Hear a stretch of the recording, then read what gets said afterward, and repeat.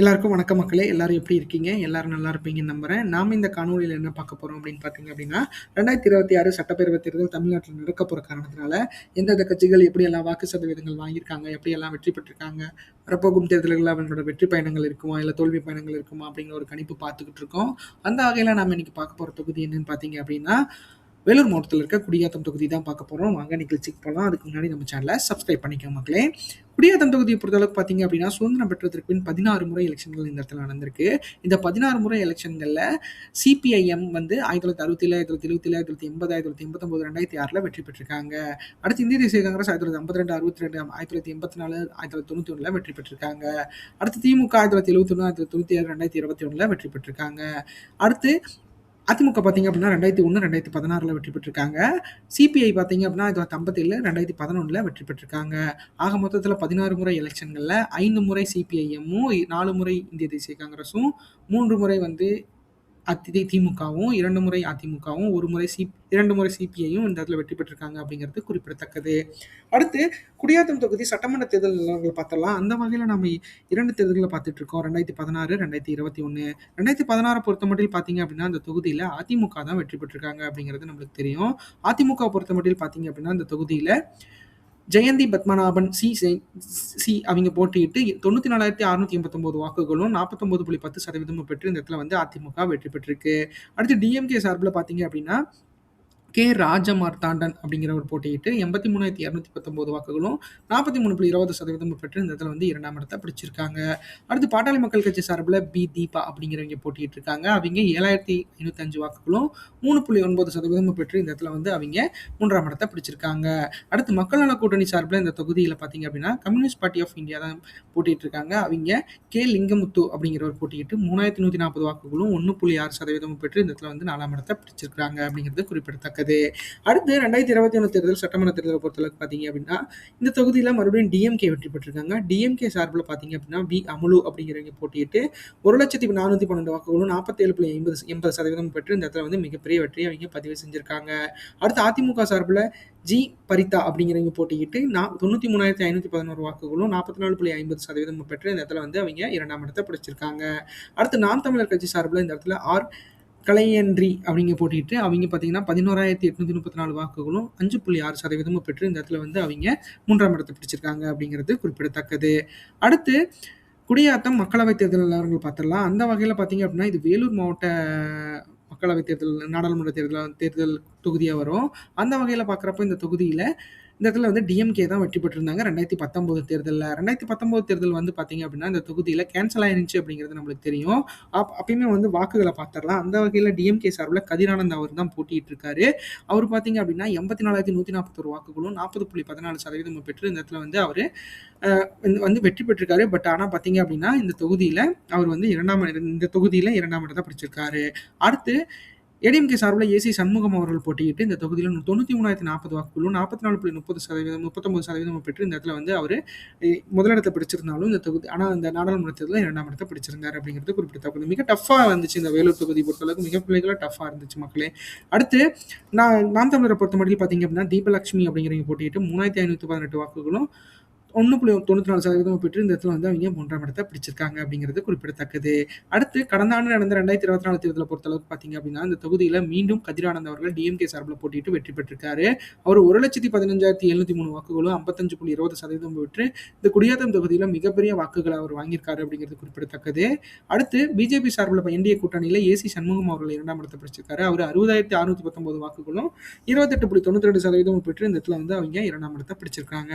அடுத்து ஏடிஎம்கே சார்பில் பசுபதி அப்படிங்கிறவங்க போட்டிக்கிட்டு இந்த தொகுதியில் 22,558 வாக்குகளும் 10.76% பெற்று இந்த இடத்துல வந்து அவங்க 3ஆம் இடத்தை பிடிச்சிருக்காங்க அப்படிங்கிறது குறிப்பிடத்தக்கது. அடுத்து நாம் தமிழர் கட்சி சார்பில் இந்த தொகுதியில் மகேஷ் ஆனந்த் அப்படிங்கிறவர் போட்டியிட்டு 10,732 வாக்குகளும் 5.12% பெற்று இந்த இடத்துல வந்து அவங்க 4ஆம் இடத்தை பிடிச்சிருக்காங்க அப்படிங்கிறது குறிப்பிடத்தக்கது. அடுத்து குடியாத்தம் தொகுதி 4 தேர்தல் நிலவரங்கள் பார்த்துடலாம். கடந்த 4 தேர்தல்களில் எப்படியான பெர்ஃபார்மன்ஸ் இந்த 3 கட்சிகள், அதாவது அதிமுக, திமுக, நாம் தமிழர் பண்ணாங்க அப்படிங்கிறத பார்க்கலாம். அதிமுக பொறுத்தளவுக்கு பார்த்தீங்க அப்படின்னா அந்த தொகுதியில் 2016 49.10%, 2019 44.39%, 2021 44.50%, 2024 10.76% பெற்று இந்த இடத்துல வந்து மிகப்பெரிய அளவில் வாக்குகளை வந்து அதிமுக வாங்கிட்டு இருந்தாலும் 2024 மிகப்பெரிய அளவில் ஒரு தனிச்சு போட்டியிட்ட அதிமுகவுக்கு 49% 10% கிட்டத்தட்ட 39% மக்கள் வந்து இங்க வந்து அதிமுக நிராகரிச்சிருக்காங்க அப்படிங்கிறது நம்மளுக்கு கண்கூடா தெரியுது. அதாவது ஜெயலலிதா அவர்களுக்கு பின், ஜெயலலிதா அவர்களுக்கு முன் அப்படிங்கிற மாரி பார்த்தோம் அப்படின்னா, இந்த இடத்துல அதிமுக மிகப்பெரிய செல்வாக்க இழந்திருக்காங்க மக்களே. அத கண்டிப்பா அத ரிட்டெயின் பண்ணியே ஆகணும். ஸோ இபிஎஸ் அவர்கள் எப்படியான வாக்குகள் வந்து வட மாவட்டங்கள்லயே ஒரு சில தொகுதிகள்ல வந்து அவங்களால வெற்றி பெற முடியாத அளவுக்கு இருக்கு. ஸோ அதெல்லாம் வந்து அவர் கான்சன்ட்ரேட் பண்ணி கண்டிப்பா வந்து அவர் அதெல்லாம் பார்த்திருப்பாரு. ஸோ அந்த அந்த வகையில எப்படியெல்லாம் இந்த வாக்கு சதவீதங்கள் வாங்கி வெற்றி பெற்று மக்களுக்கு நல்லது செய்யணும் அப்படிங்கிறத அதிமுக எப்படி பண்ணுதுன்னு 2026ல பார்க்கலாம். அடுத்து திமுக கூட்டணிய பொறுத்தளவுக்கு பார்த்தீங்க அப்படின்னா, 2016ல 43.20%, 2019ல 40.14%, 2021ல 47.80%, 2024ல 55.20% பெற்று இந்த இடத்துல வந்து வெற்றி பெறும் அளவிற்கு வாக்குகள் வந்து திமுக கூட்டணிக்கு இருக்குங்கிறத நம்மளால உறுதியா சொல்ல முடியும். கண்டிப்பா 2026 தேர்தல்ல அவங்க வெற்றி பெறுவதற்கு மிகப்பெரிய வாய்ப்புகள் இருக்கு மக்களே. பார்க்கலாம் என்ன நடக்க போகுது அப்படின்ட்டு பின்னாடி. அடுத்து நாம் தமிழரை பொறுத்தமட்டில் பார்த்தீங்க அப்படின்னா, 2016ல 0.80%, 2019ல 1.94%, 2021ல 5.6%, 2024ல 5.12% பெற்று இந்த இடத்துல மிக குறைவான வாக்குகளை மட்டும் நாம் தமிழர் பெற்றுட்டு இருக்காங்க அப்படிங்கிறது குறிப்பிடத்தக்கது. பார்க்கலாம் அது இந்த தடவை எவ்வளவு வாங்க போறாங்க அப்படின்ட்டு. அடுத்து குடியாத்தம் தொகுதி வாக்காளர்கள் நிலவரத்தை பத்தி பார்த்துடலாம். அந்த வகையில மொத்த வாக்காளர்களா 2,38,505 பேர் இந்த இடத்துல வாக்காளர்களா பதிவு செய்யப்பட்டிருக்காங்க. அதுல 1,16,304 பெண் ஆண்களும், 1,22,169 பெண்களும் இந்த இடத்துல வாக்காளர்களா பதிவு செய்யப்பட்டிருக்காங்க மக்களே. மூன்றாம் பாலினத்தவர்கள் 32 பேர் இந்த இடத்துல வாக்காளர்களா பதிவு செய்யப்பட்டிருக்காங்க. வாக்காளர்களே ஏஜ் வைஸ் கேட்டகரின்னு பார்க்குறப்ப பார்த்தீங்க அப்படின்னா, 18 வயசுலேருந்து 34 வயசு வரைக்கும் இருக்கீங்க 39,311 ஆண்களும், 41,293 பெண்களும் இந்த இதில் வாக்காளர்களா பதிவு செய்யப்பட்டிருக்காங்க. அடுத்து 35 வயசுலேருந்து 54 வயசு வரைக்கும் இருக்கீங்க பார்த்தீங்க அப்படின்னா, 49,778 ஆண்களும், 52,288 பெண்களும் இந்த இதில் வாக்காளர்களா பதிவு செய்யப்பட்டிருக்காங்க அப்படிங்கிறது குறிப்பிடத்தக்கது.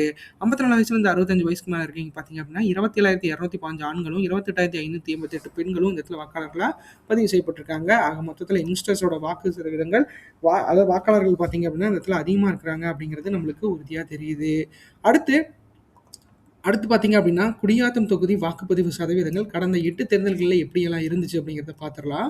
அந்த வகையில் 1989ல 72%, 1991ல 64.90%, 1996ல 67%, 2001ல 65%, 2006ல 68.20%, 2014ல 77%, 2016ல 74%, 2021ல 77.10% இந்த இடத்துல வாக்குகள் பதிவாயிருக்கு. 2026 தேர்தல் வாக்குப்பதிவு எதிர்பார்ப்பு சதவீதத்தை பொறுத்தளவுக்கு 76.03% வந்து இந்த தடவை வாக்குகள் பதிவாகிறதுக்கு வாய்ப்புகள் இருக்கு. ஸோ அது எந்த வகையில் 100 பண்ணுவீங்க அப்படிங்கிறத நான் காத்துக்கிட்டு இருக்க மக்களே. கண்டிப்பாக நீங்கள் 100 பண்ணி கொடுப்பீங்க அப்படிங்கிறதுல எந்த ஒரு ஐயமும் இல்லை. கண்டிப்பாக நீங்கள் பண்ணி கொடுக்கணும். அடுத்து குடியாத்தம் தொகுதி வாக்கு எதிர்பார்ப்பு 2026 பொறுத்தமட்டில் எப்படி இருக்கும் அப்படிங்கிறத பார்த்துடலாம். 2026 பொறுத்தமட்டில் பார்த்தீங்க அப்படின்னா, அந்த தொகுதியில் அதிமுக கூட்டணி வெற்றி பெறுவதற்கு வாய்ப்புகள் அதிகமாக இருக்கு. அதிமுக பொறுத்தமட்டில் பார்த்தீங்க அப்படின்னா, அந்த தொகுதியில் ஏற்கனவே அவங்க வந்து வெற்றி பெற்றிருந்தாங்க. 2016 தேர்தல் எல்லாம் பார்த்தீங்கன்னா இந்த இடத்துல வெற்றி பெற்றிருக்காங்க. 2021லையும் ஒரு கணிசமான வாக்குகள் வித்தியாசத்தில் தான் தோல்வி அடைஞ்சிருக்காங்க. அதுவே வந்து பார்த்தீங்க அப்படின்னா, இவங்களை பொறுத்தளவுக்கு பார்த்தீங்கன்னா, குடியாத்தம் தொகுதியில் திமுகக்கு என்னதான் மிகப்பெரிய அளவில் பவர் இருந்தாலும், இப்போ திமுகக்கு வந்து கொஞ்சம் அதிருப்தி வந்து நிலவிட்டு இருக்கு. ஸோ அந்த வகையில் பார்த்தீங்க அப்படின்னா, திமுக கூட்டணியிலேயே சில பல பிரச்சனைகள் போய்கிட்டு இருக்கு. ஸோ அந்த வகையில் எப்படியாச்சும் ஒரு வகையில் வந்து அவங்களுக்கு இஷ்யூஸ் ஆச்சு அப்படின்னா, இந்த இடத்துல அதிமுக வெற்றி வாகை சூடுறதுக்கு வாய்ப்புகள் அதிகமாக இருக்கு. அதிமுக பொறுத்த மட்டும் பார்த்தீங்க அப்படின்னா 39.48%, 71,591 வாக்குகளுக்கு மேல பெறுவதற்கு வாய்ப்புகள் இருக்கு. ஏன்னா அதிமுக பொறுத்தளவுக்கு பார்த்தீங்க அப்படின்னா, இபிஎஸ் அவர்கள் பார்த்தீங்க அப்படின்னா, வட மாவட்டங்கள்ல இருக்கிற 84 தொகுதியில குறைஞ்சபட்சம் 60 தொகுதியில நம்ம கைப்பற்றி ஆகணும் அப்படிங்கிற ஒரு மும்முனைப்போட அவர் இருக்காரு. இன்க்ளூடிங் வந்து நம்மளோட சென்னையை சேர்த்து தான் வட மாவட்டங்கள்னு சொல்றேன். ஸோ அந்த அளவுக்கு பார்த்தீங்க அப்படின்னா இபிஎஸ் அவர்கள் மிகப்பெரிய அளவில் ஒரு வியூகம் வகுத்து இந்த பாஜகவோட சேர்ந்து அவர் மிகப்பெரிய அளவில் பாமக கூட்டணியோட அவர் இணைந்தார் அப்படின்னா மிகப்பெரிய அளவில் வாக்குகளை வந்து வாங்குறதுக்கு வாய்ப்புகள் இருக்கு. ஆக மொத்தத்தில் இபிஎஸ் அவர்களோட கணக்கு வந்து எப்படி நிறைவேற போகுது, என்ன பண்ண போறாங்க அப்படிங்கிறத பொறுத்திருந்து பார்க்கலாம். அடுத்து திமுக கூட்டணியை பொறுத்தளவுக்கு பார்த்தீங்க அப்படின்னா, அந்த தொகுதியில் போன தடவை வந்து ஒரு கணிசமான வாக்குகள் வித்தியாசம், அதாவது 7,000 8,000 வாக்குகள் வித்தியாசத்தில் தான் வெற்றி பெற்றிருந்தாங்க. அதுவும் பார்த்தீங்க அப்படின்னா அம்மா மக்கள் முன்னேற்ற கழகம் ஒரு 4,000 5,000 வாக்குகள் வந்து இப்படி எடுத்து வச்சிருந்தாங்க. ஸோ இந்த தடவை பார்த்தீங்க அப்படின்னா நம்மளுக்கு அதிமுக கூட்டணிக்கு கொஞ்சம் பவர் அதிகமாக இருக்க காரணத்தினால திமுகவால 37.95%, 68,823 வாக்குகளுக்கு மேல பெறுவதற்கு வாய்ப்புகள் இருக்கு. இதே வெற்றி பெறும் அளவிற்கு திமுக இருக்குது அப்படிங்கிறது நம்மளுக்கு நிதர்சனமா தெரியுது. ஸோ அந்த வகையில ஓட்டிங் எப்படி மாறப்போகுது, ஏன்னா திமுக பொறுத்த மட்டும் பார்த்தீங்க அப்படின்னா போன எலெக்ஷன்ல கூட அவங்களுக்கு மிகப்பெரிய அளவில் வாக்கு வங்கிகள் இருந்தது. ஸோ இந்த தடவை வாக்கு வங்கிகளை மிகப்பெரிய அளவில் அவங்க பில்ட் பண்ணி வச்சிருக்க காரணத்தினால கண்டிப்பா வந்து இந்த வாக்குகளை வந்து கொஞ்சம் கூட பெறுவதற்கு வாய்ப்புகள் இருக்கு. அதை எப்படி வந்து திமுக கைப்பற்ற போறாங்க. ஏன்னா, திமுகவ பொறுத்தமட்டில் பார்த்தீங்க அப்படின்னா, அவங்க வாக்கு வங்கிய மிகப்பெரிய அளவுல பாதிக்கப்பட போறது என்னன்னு பார்த்தீங்க அப்படின்னா, தமிழக வெற்றி கழகத்தோட வருகை தான் மிகப்பெரிய அளவுல அவைங்கள பாதிக்க வைக்க போகுது. ஸோ, அவைங்கள பொறுத்தளவுக்கு பார்த்தீங்க அப்படின்னா, யாரா இருந்தாலும் சரி நாங்க தயாரா இருக்கோம். களத்துல கண்டிப்பா வந்து திமுக கூட்டணியோட போட்டியிடுவதற்கு யார் வந்தாலும் நாங்க தயாரா எதிர்த்து அடிக்கிறதுக்கு இருக்கோம் அப்படிங்கிறத உதயநிதி ஸ்டாலின் அவர்கள் தெளிவுபட தெரிவிச்ச காரணத்தினால, கண்டிப்பா எல்லா இடத்துலயும் அவைங்க வந்து மிகப்பெரிய அளவுல கான்ஃப்ளிக்ட்டான கலவரங்கள் மிகப்பெரிய அளவுல பண்ணுவாங்க அப்படிங்கிறது எந்த ஒரு அளவும் இல்ல. கலவரம் மீன்ஸ் என்னன்னா, அந்த வாக்கு கலவரத்த பண்ணுவாங்க. ஏன்னா, திமுகவ பொறுத்தமட்டில் பார்த்தீங்க அப்படின்னா, அது என்னதான் பழம்பெரும் கட்சியா இருந்தாலும், அவிங்க சைடு மிகப்பெரிய அளவுல வந்து அதிகாரம் பலமெல்லாம் இருக்கு. ஸோ, அதெல்லாம் வச்சு திமுக கண்டிப்பா வந்து தனக்கான தனக்கு தான் செஞ்ச நன்றி தான் செஞ்ச சேவைகள கண்டிப்பா எல்லாத்துக்கும் எடுத்துரைத்து கண்டிப்பா வெற்றி பெறுவதற்கு அவிங்க போராடுவாங்க அப்படிங்கிறதுல எந்த ஒரு ஐயமும் இல்ல. இப்போதைக்கு இருக்கிற நிலைமைக்கு கொஞ்சம் வாக்குகள் வித்தியாசத்துல தோல்வி அடையறதுக்கு வாய்ப்புகள் இருக்கு. அது 2026 தேர்தல் நெருங்க திமுக கூட்டணி எப்படியெல்லாம் பார்ட்டிசிபேட் பண்ண போறாங்க, என்ன பண்ண போறாங்க அப்படிங்கிறத பொறுத்திருந்து பார்க்கலாம். அடுத்து தமிழகத்துல இருக்க நாம் தமிழர் கட்சியை பொறுத்தளவுக்கு பார்த்தீங்க அப்படின்னா 7.33% 13,294 வாக்குகளுக்கு மேல பெறுவதற்கு வாய்ப்புகள் இருக்கு. ஏன்னா நாம் தமிழரை பொறுத்தமட்டில் பார்த்தீங்க அப்படின்னா, அவங்க கூட்டணிகள பற்றி இப்ப எங்கேயுமே யாரோடையும் விவாதிக்கல. ஸோ கண்டிப்பா பார்த்தீங்கன்னா, அவங்க தனிச்சு தான் போட்டியிடுவேன் அப்படிங்கிறத சீமான் அவர்கள் எல்லா மேடைகள்லயும் அவர் வந்து தெளிவுபட தெரிவித்துட்டு இருக்க காரணத்தினால, கண்டிப்பா அவங்க தனிச்சு தான் போட்டியிடுவாங்க அப்படிங்கிறதுல எந்த ஒரு ஐயமும் இல்ல. அப்படி தனிச்சு போட்டிட்டாங்க அப்படின்னா 7.33% 13,297 வாக்குகளுக்கு மேல பெறுவதற்கு கண்டிப்பா வாய்ப்பு இருக்கு. இதே வெற்றி பெறும் அளவிற்கு வாக்குகள் பெறணும் அப்படின்னா, அவங்க வந்து மிகப்பெரிய கூட்டணிய வந்து அவங்க அமைச்சே ஆகணும். இல்ல ஏதோ ஒரு கூட்டணியோட அவங்க இணைஞ்சே ஆகணும். ஸோ சீமான் அவர்கள் கூட்டணிகள பற்றி இப்ப வரைக்கும் எங்கேயுமே சொல்லல. இனிமேலும் சொல்ல மாட்டாரு அப்படிங்கிறதுல எந்த ஒரு ஐயமும் இல்ல. ஆக மொத்தத்துல திமுக, அதிமுகக்கு மிகப்பெரிய தலைவலியா நாம் தமிழர் கட்சி எல்லா தேர்தலும் இருக்காங்க அப்படிங்கிறதுல எந்த ஒரு ஐயமும் இல்ல. நாம் தமிழரை பொறுத்தமட்டில் பார்த்தீங்க அப்படின்னா, இவங்க இருவருக்கும் இருக்கிற வெற்றி வித்தியாசங்கள விட கொஞ்சம் வாக்குகள் அதிகமா வச்சிருக்காங்க மக்களே. ஸோ கண்டிப்பா இவங்க யாரோட இணைந்தாங்கனாலும், அவங்களுக்கு மிகப்பெரிய அளவுல வாக்கு கிடைக்கிறதுக்கு வாய்ப்புகள் இருக்கு. அத சீமான் தான் முடிவு செய்யணும். சீமான் அவர்கள் என்ன பண்ண போறாரு அப்படிங்கிறத பொறுத்திருந்து பார்க்கலாம். அடுத்து தமிழகத்துக்கு புதுவரவா வந்திருக்க தமிழக வெற்றி கழகத்தோட நிலையை பொறுத்தளவுக்கு பார்த்தீங்க அப்படின்னா, 14.24% 25,825 வாக்குகளுக்கு மேல பெறுவதற்கு வாய்ப்புகள் இருக்கு. என்னதான் இந்த கட்சி புது கட்சியா இருந்தாலும், விஜய் அவர்கள் மேல இருக்கிற அந்த அரசியல் ஃபேம் வந்து மிகப்பெரிய அளவுல மாற்றம் ஏற்பட்டிருக்கு. ஏன்னா, அவர பொறுத்தளவுக்கு பார்த்தீங்க அப்படின்னா, இப்ப அவரோட கட்சியில மிகப்பெரிய அளவுல என்ன அவர பொறுத்தளவுக்கு பார்த்தீங்க அப்படின்னா, மிகப்பெரிய கூட்டணி இணைவாரு அப்படிங்கிறத அவரே சொல்லிட்டு இருக்காரு. ஸோ, கண்டிப்பா வந்து அது என்ன கூட்டணின்னு நம்மளுக்கு தெரியாது. ஆனா, தனிச்சு போட்டியிட்டா அவங்களோட கெப்பாசிட்டி இவ்வளோ இருக்கிறத நம்மளால உறுதியா சொல்ல முடியும். 14.24% 25,825 வாக்குகள் அடிப்படையில இவங்களுக்கு கிடைக்கிறதுக்கு வாய்ப்புகள் அதிகமா இருக்கு. ஏன்னா, வாக்கு சதவீதங்கள பொறுத்தளவுக்கு பார்த்தீங்க அப்படின்னா, இந்த தொகுதியில 75% மேல கிடைக்கும். அதுவே வந்து அந்த யங்ஸ்டர்ஸோட வாக்குகள் வந்து ஏன்னா போன தடவலாம் பார்த்தீங்க அப்படின்னா, வாக்காளர் அடையாள அட்டை வாங்குறதுல மிகப்பெரிய ஆர்வம் வந்து யாருக்குமே இல்ல. இந்த தடவ அந்த படிவம் எல்லாம் முடிஞ்சு எல்லாமே ரிஹர்சல் பண்ணி 2,38,000 மக்கள் இந்த இடத்துல இருக்காங்க. ஸோ இதிலிருந்து ஒரு 30,000 to 20,000 மக்கள் கண்டிப்பா இணையறதுக்கு வாய்ப்புகள் இருக்க காரணத்தினால, அது யங்ஸ்டர்ஸா இருந்தாங்கன்னா வாக்குகள் வந்து தமிழக வெற்றி கழகத்துக்கு மிகப்பெரிய அளவுல ஹைக்கா இருக்கும் அப்படிங்கிறதுல எந்த ஒரு ஐயமும் இல்ல. அந்த வகையில இது எப்படி நடக்க போகுது, என்ன பண்ண போகுது, 2026 தேர்தல் எப்படி தமிழக வெற்றி கழகத்துக்கு அமைய போகுது அப்படிங்கிறத பொறுத்திருந்து பார்க்கலாம். அடுத்து 2026 தமிழ்நாடு தேர்தல் கூட்டணி எதிர்பார்ப்பை பொறுத்த மட்டும் பார்த்தீங்க அப்படின்னா, இந்த இந்த இந்த கட்சிகள்லாம் ஒன்றிணைந்தாங்க அப்படின்னா, நம்ம மேற்கூறிய வாக்குகள் கிடைக்கிறதுக்கு வாய்ப்புகள் இருக்கு. நீங்க கேட்கலாம், இந்த கட்சிகள்லாம் ஒன்றிணையாம போயிட்டா என்ன ஆகும் அப்படின்ட்டு. ஒவ்வொரு கட்சிக்கும் ஒவ்வொரு பலம் இருக்கு மக்களே. எல்லா தொகுதியிலும், எல்லா இடத்துலயும். அந்த வகையில அதிமுக கூட்டணி பொறுத்தளவுக்கு பாஜக, பாமக, தேமுதிக, தமிழ் மாநில காங்கிரஸ்லாம் இருந்தாங்க அப்படின்னா, 39.48% வாக்குகள் இருக்கிறதுக்கு வாய்ப்புகள் இருக்கு. நீங்க கேட்கலாம், இந்த இடத்துல வந்து டிஎம்கே அதாவது தேமுதிக இல்லாம போயிட்டா எவ்வளவு வாக்குகள் வாங்குவாங்க அப்படின்ட்டு. குறைஞ்சபட்சம் இந்த இடத்துல பார்த்தீங்க அப்படின்னா, விஜயகாந்த் அவர்கள் இருந்தப்பயே இந்த தொகுதியில வந்து அவங்களோட கூட்டணிக்கே வந்து 1.5% வாக்குகள் தான் பெற்றிருக்கிறாங்க.